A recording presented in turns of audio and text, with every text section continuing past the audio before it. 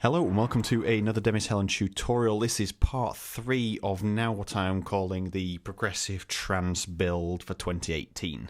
It's turned into a track that I'm really starting to feel. Thanks to you guys again for voting in that poll the other week. This is, well, I suppose you could call it bonus content because I'm going to release a few more videos just to say thank you for getting me over the 2,500 subscriber mark and 1,000 likes on Facebook. So the least I can do is do more videos for you guys. Alright, so where we left it in the last video, we had a look at the chords and the melody. It might have been a bit of a wishy-washy video. I was struggling to contextualize it for you so you could like understand it in a bite-sized chunk. It was just something I had to do as a long 20-minute video, so I do apologise if that is a little bit boring. I'll try and keep this a little bit more sweet. Right, so we've got the melody, we've built it up, we've doubled it up, and I've now got this pad sound here, just the one for now, and then I start adding all these bits in. It becomes kind of a build. So I'm just going to let you listen to it. I'm not going to say anything. So once we get to this point here, I'll let you know what's going on.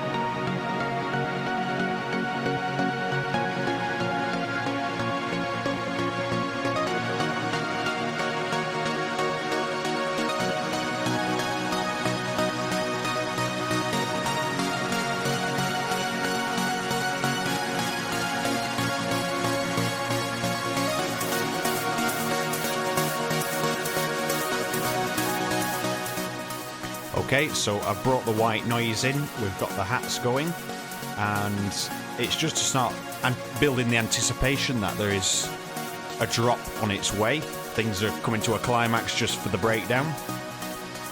And then I roll it into this repeating pattern here, just like at the beginning. So I'm going to find a better way to transition these elements, but just getting them in place is the best place to start, and then start adding your effects and doing your creative bits. It's much easier that way.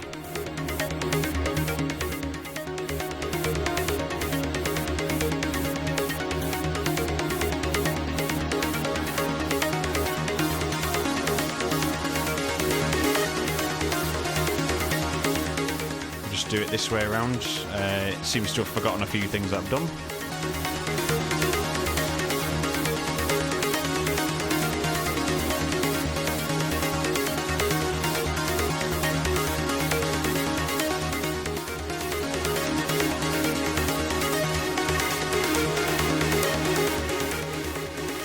And then we have the drop.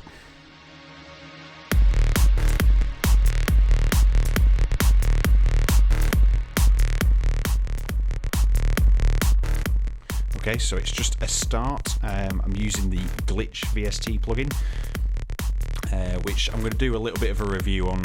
It's something that I've been wanting to buy for a while, just never got round to it because I kept forgetting about it. So that's how I've created this bass. So let's just stop it there. It just goes into the hat sequence there, so from here.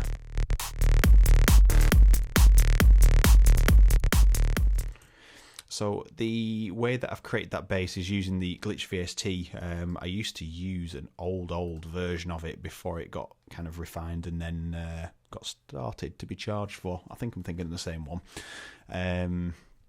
So all it is just a held note. But on the Glitch, mouse troubles, we have the various effects here. So as you can see, when it doesn't work, whilst it's playing there, but as soon as you introduce movement from the playhead,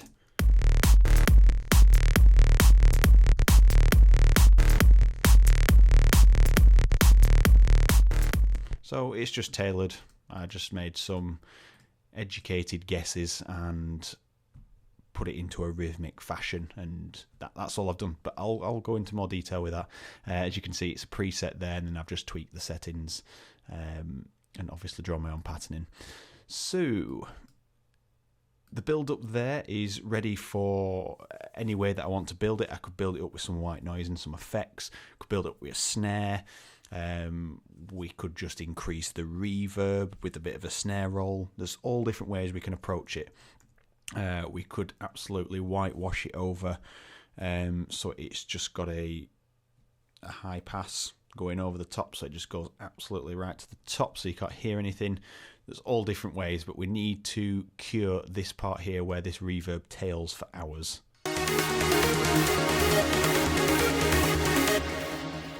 The reverb just cuts into this.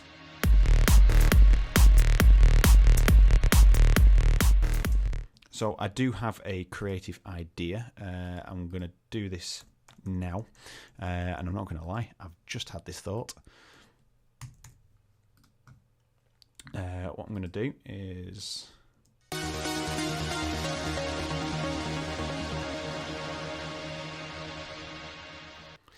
so over here I'm going to drag over kickstart. Right, so it's on full full mix there. We're going to put an extra lane of automation, and we're going to go to the inserts and find the mix knob there. Alright, so for the rest of the mix, I don't want this to be on. Alright, so we're just going to turn it on and off, and I'll just tail it off here for now so I don't forget for when the reverb has tailed off. So we could have this effect.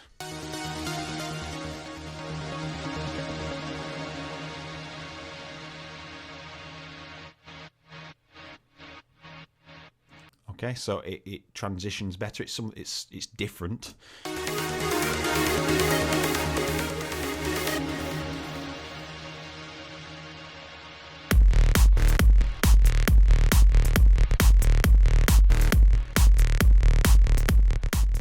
So we could put a bit of a high pass on there, so we get rid of the low details, so it blends better. That's just one creative way. I might do that on the lead channel, so I'm not drawing tons of information in there to the automation lanes. So there's all different things. The build-up is just the opposite of the breakdown, in my opinion, using just a few different ideas. Build it how you want. So what we'll do is, suppose we'll add the snare roll in. So we'll do it from this point here. All right. I'm drawing it on the kick lane for now, but I'll change this. Right, there's a snare. We'll put a different snare in a second, just using this as a reference point. So we'll have 8 bars, should we have? So we've got 1, 2, 3, 4, 5, 6, 7, 8. So half of them at 4. And then we'll have 4 at that. And then we'll have 16th notes.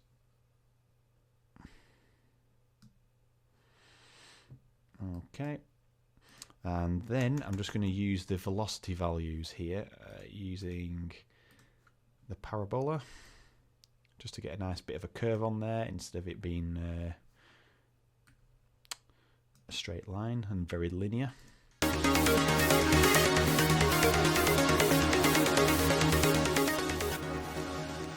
So let's just listen to that on its own.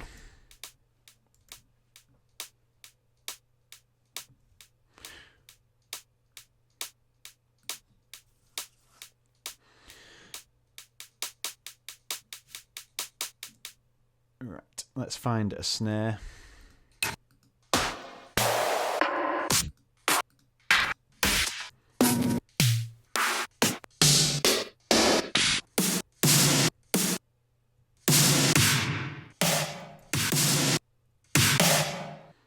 So we could have that as a snap in that gap there with a load of reverb on.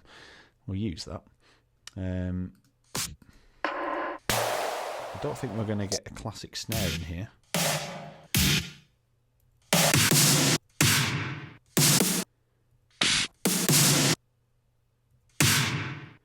We'll try that one for now, just to demonstrate the purpose, and then I'll dig out some nice sounds later, and then I'm not just keeping you here. Okay, so we have this.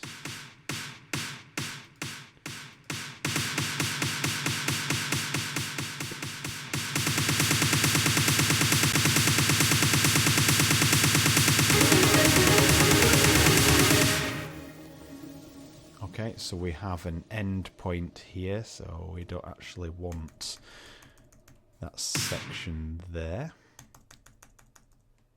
And what I'm going to do is curve that from a bit of a lower volume, I think. And then right at the end, we'll have a higher curve.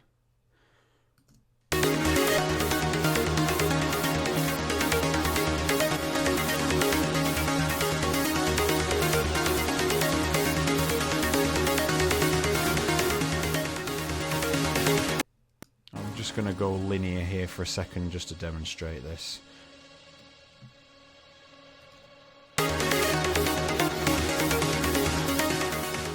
Hear it coming in.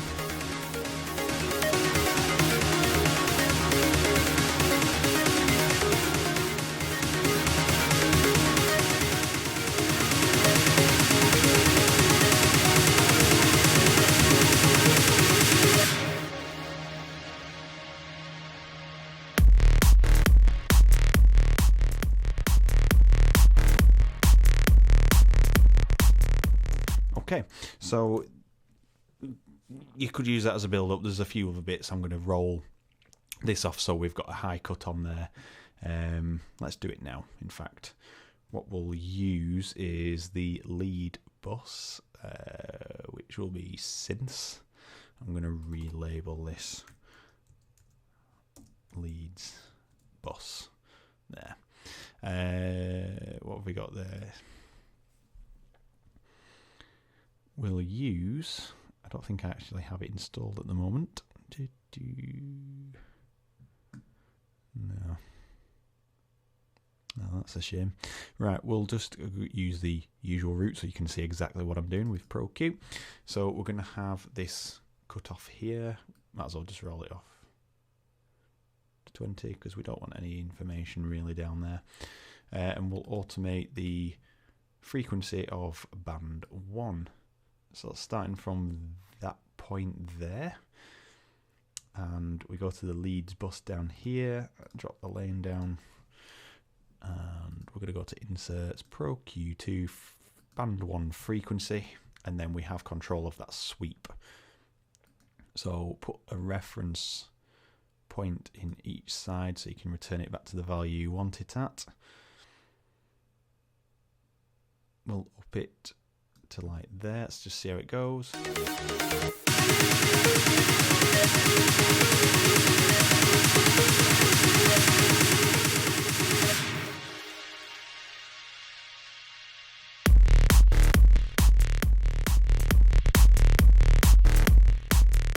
Okay, so we have a bit of a better sound there. We could just fade it back in, but we'll work on that after. So that's a nice simple way. We'll just make it have a little bit of a kink in it so we get a bit more of a non-linear style to it.